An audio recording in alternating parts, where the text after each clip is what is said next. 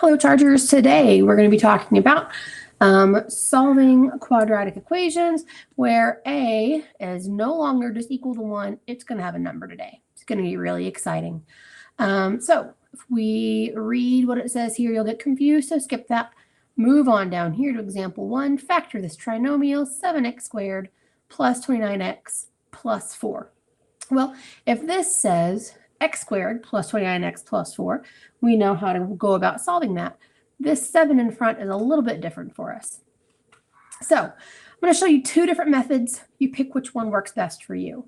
First, let's write down what we have. We have A is 7, B is 29, and C is 4.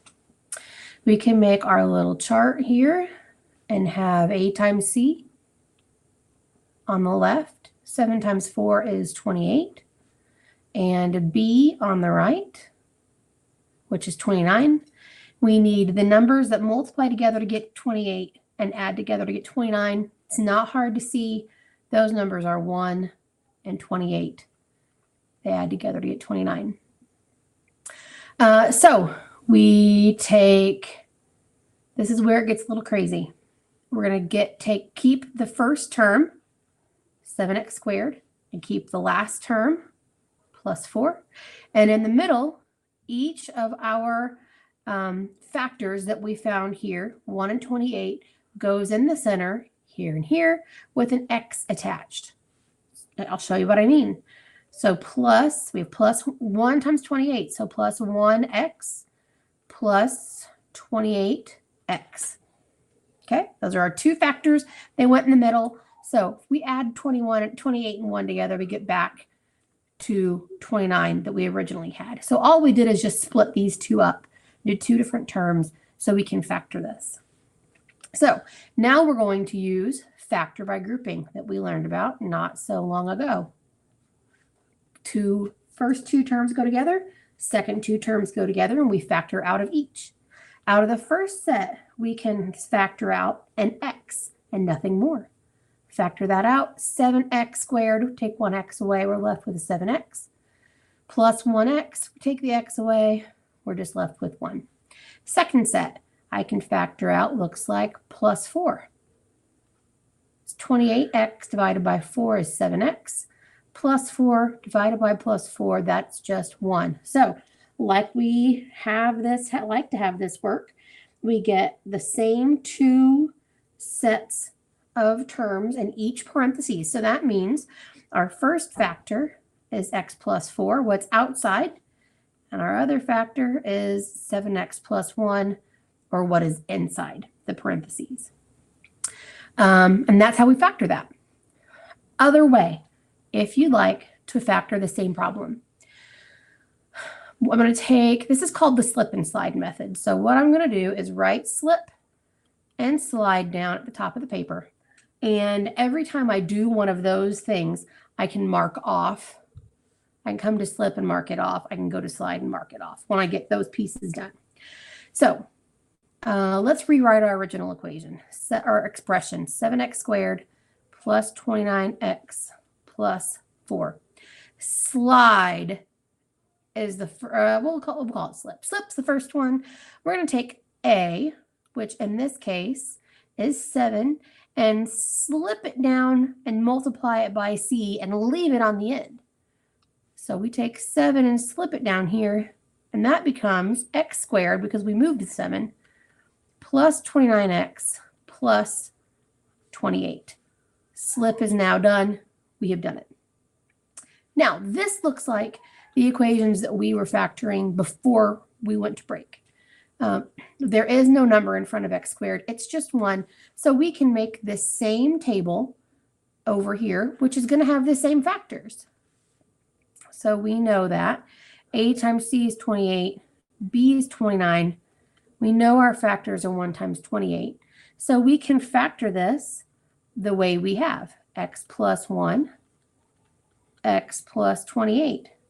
But you say to yourself, if I multiply these back together, 7x squared does not happen because x times x is just x squared. I get this, not this. Well, we need this top one.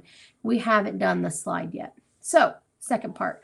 We're going to take the A that we originally had, the 7, and slide it under each of these factors, like so. Slide is done. Now, we have to reduce these fractions. We have 1 over 7. Can we reduce that, you say to yourself? No, we cannot. So we take 7 and put it out here in front of x, and that becomes 7x plus 1, which looks familiar, right? Can we reduce 28 divided by 7, you ask? Why, yes, we can. 28 divided by 7 is 4, which also looks familiar. So now we have the same two factors that we had before, and they say the same thing. We just use a different method to get it. I'll probably use the slip and slide method from here on out. I think it's a lot the same as what we've done before, and it's easy to remember. But if you feel more comfortable using this factor by grouping method, you can totally do that, and I will help you in whatever way I can. Let's move on to the next one. We've got 3x squared plus 15x plus 18. We'll do it both ways again. So factor by grouping. I'm going to do A is 3, B is 15, and C is 18. We need to take A times C. 18 times 3 is 54. And B is 15. So we need to factors that multiply together to get 54 and add together to get 15. Think from what those factors might be when you think of it. Let's write it down. 9 times 6. You're right. 9 times 6 is 54. 9 plus 6 is 15. So now we write the first term, 3x squared, and the last term, way down here, plus 18. In the middle go these two factors that we just found, 9 and 6, with an x attached. So plus 9x plus 6x. 9 plus 6, if we add it together, makes 15. So all we did is split 15 up into 9 plus 6. All right, so factor by grouping. We're going to group these first two together and the second two together. What can we factor out of these, you ask? Well, we can factor out of the first one a 3, because we can divide 3 and 9 by 3, and x squared and x, so we can take an x out. We're left with x plus 3. 6x plus 18, I can factor out plus 6. And I'm left with x plus 3. Now, what's in the parentheses, you can see is the same, x plus 3, x plus 3. So that means we take what's outside as one factor and what's inside as the other. Now, if you want to use the slip and slide method, here's that worked out. You write down slip and slide. I'm going to just write my original equation down. Just do it. If you just want to write down one of these methods, which one works for you the most, please do that. So I'm going to take 3 and slip it on down here, multiply it by 18. Slip is done. I'm left with x squared plus 15x plus 54. I use the same table over here that I had. 54, 15, I know that's 9 times 6. So I get x plus 9, x plus 6. Now I need to do the slide portion. So I'm going to take my original x and slide it underneath each of those fractions, each of those factors. Sorry about that. I can reduce 9 over 3, and that becomes just 3. And I can reduce x plus 3 to x plus 2.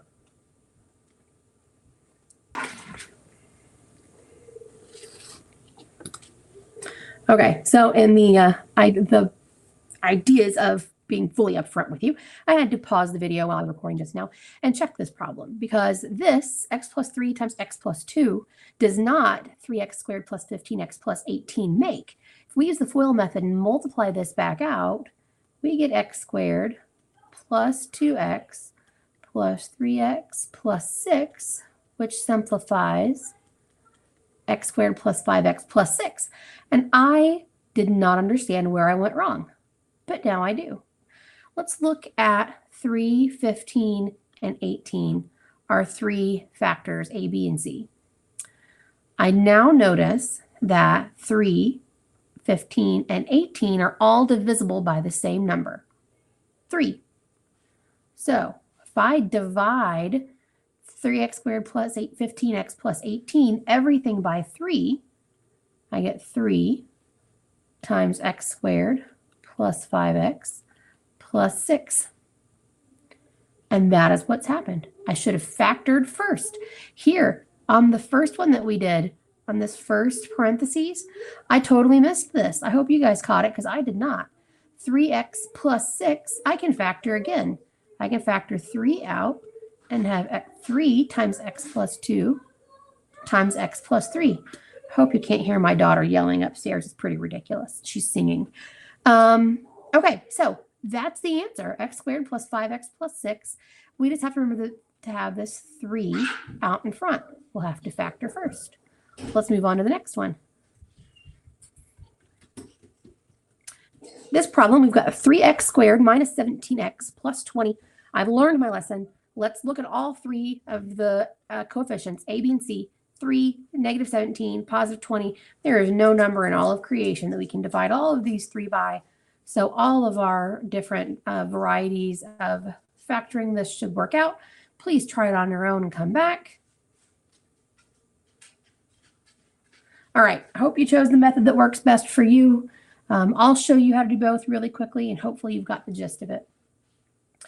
A times C is 60.